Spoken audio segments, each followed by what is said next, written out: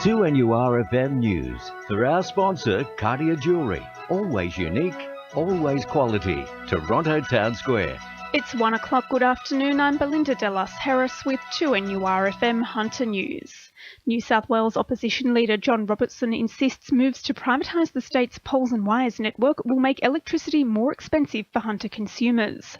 He's met with a small group of Thornton pensioners today to discuss the impact of the Baird government's proposal on electricity prices. John Robertson says it'll also impact on the job security of hundreds of Ausgrid workers in the Hunter.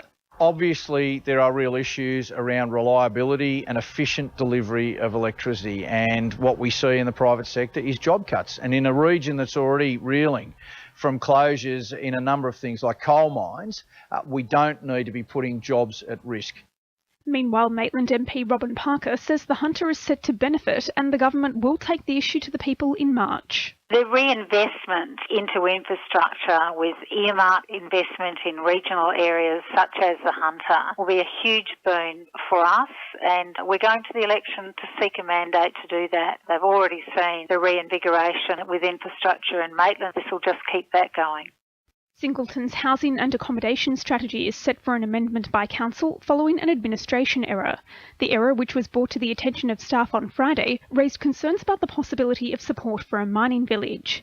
The strategy will now go under review until the close of business on Christmas Eve before a further report is presented to Council in February.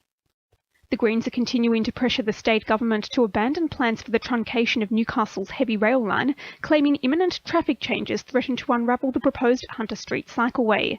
The cycleway link will be accompanied by street narrowing and landscaping leading into the Hunter Street-Stewart Avenue intersection, prompting the party to call for major changes to traffic movements along the route. Greens transport spokesperson Maureen Faruqi says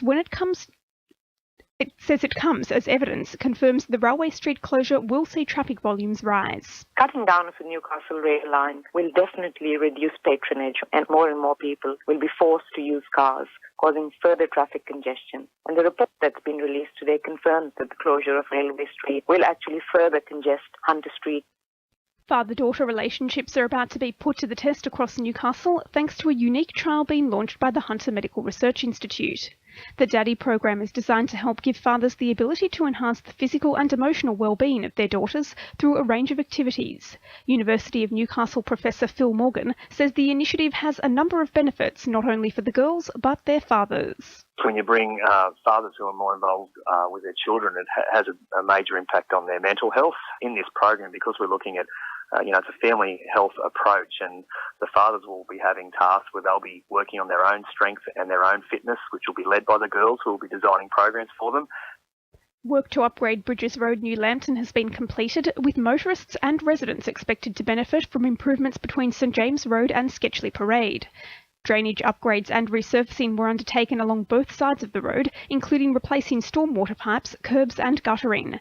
A number of driveway accesses and footpaths were also reconstructed, the changes geared at boosting safety in the area. Limbs for Life's Careers, Children and Youth program will make its way to the Hunter in May 2015 in a bid to assist children living with limb deficiencies.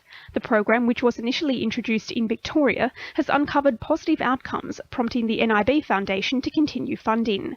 Limbs for Life Executive Officer Melissa Noonan says Monash University was instrumental in developing the program nationwide. We engaged the university to conduct a formal evaluation of the 3-year pilot, and they did that by running consultations with stakeholders, so parents and children with amputation or limb deficiencies, and sought their feedback about how the program could best support their needs. In finance, the All Ords is up 35 points at 52.95 and $1 Australian is buying 84.09 US cents. Updating sport, the Newcastle Jets will be striving for their first taste of victory this season as they prepare to take on Wellington in Saturday's Round 9 showdown.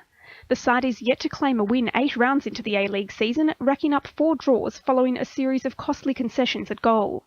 Midfielder Andrew Hull is expected to be the only change to the Jets lineup following his starring role off the bench against the Mariners.